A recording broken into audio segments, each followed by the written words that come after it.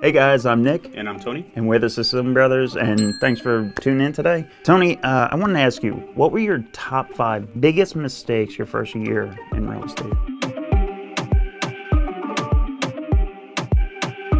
I think when you start something, any new task, you get that like beginner's excitement, that super aggressive. Everything's new and fresh, and I would say have realistic expectations. Unfortunately, I don't even now have realistic expectations. I am super aggressive in everything I do. I aggressively repair, probably over repair, but I do have realistic expectations. I have like these higher projections, but I'm a realist deep down, right? So I think in their first year you can get lost in that excitement, and it's, hey, that excitement's great, use it for fuel, but then at your core, keep your baseline of, hey, this is what I'm hoping to get. If it's your first deal, hey, you know what? I think I can make 10, but I'll be happy if I make 5, right? So just have realistic expectations on how many deals you could do, how much money you have to spend, right? Like just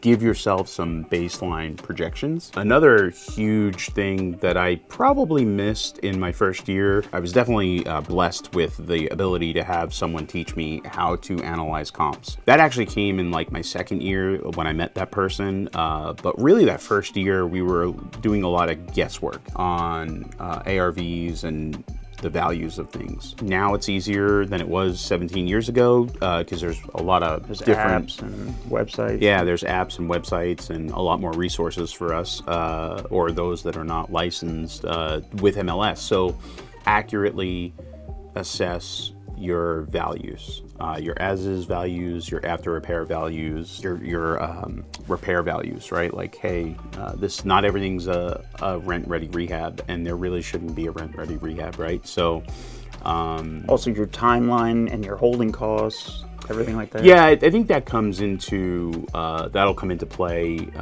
in some other areas, but I think for the most part, whether you're a wholesaler or going to be a landlord, or you're going to be someone that fixes and flips as a retailer, knowing your numbers, right? So knowing your ARVs or your values. If you're the wholesaler, hey, put out a good deal with the right ARV, repairs, and as is asking numbers, right? If you're going to be a landlord, hey, make sure you're not going off of the highest rent to make sure you're going to cash flow. What if, if you can cash flow at the lowest rent when you're analyzing that deal, then the deal will make even more sense if you do get more, right? And then if you're a retail, don't go off of like the max. Hey, I can make 100,000 on this one if I do. All right, are you going to be happy with the deal if you only make 50? So just understanding your values, I think, is super important in the beginning. All right, so what's another one? I think especially if you're going to be a retail person, someone that fixes and flips, having your team of contractors is incredibly important, especially as costs are rising. We've all been kind of complaining for a year now that costs have just gone up 30, 40, 50%, whatever. Outside of your lender, getting your team of contractors and honing them in and reining them in on their costs. Don't beat them down. I think that's one of the one that you talk about all the time. It's, hey, don't nickel and dime them, because they're your main on the retail side. They're your main source to get the job done right, get it done expeditiously, because time is money. And you're only going to hit your numbers if they do their job good, right? Yeah, if they do the right texture, they do the right paint, whatever it is. Working and taking care of your contractors is so important. And in the beginning, I definitely made the mistakes of trying to nickel and dime them. Hey, I really only have this, because if in your mind, especially when you're new, you're like, hey, if I can shave 5,000 off the repair budget, hey, that's 5,000, I might make more, right? And it's not always the case. If you save that $5,000, it might wind up costing you 10. Because an ARV might come, not ARV, but the rehab might not hit appraisal. Yeah, you might not hit that appraisal, right? Because the quality of work wasn't there, or the workmanship, craftsmanship isn't there. And so definitely don't nickel and dime your contractors. Take care of them. Don't overpay.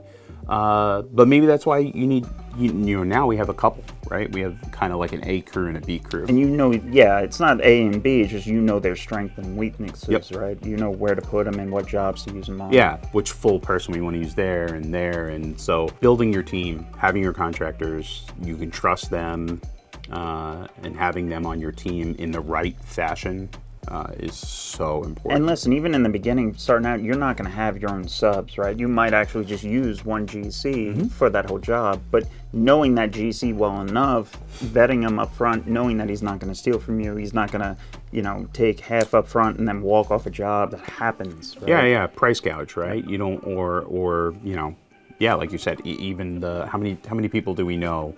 Hey, I gave them the 50% deposit and they didn't even start the job, right? Like, it's getting to know the team. And as things get crazier and as the business gets more and more competitive, especially here in DFW, you're gonna hear more and more kind of horror stories. So definitely do your due diligence on your contractors. It's so important.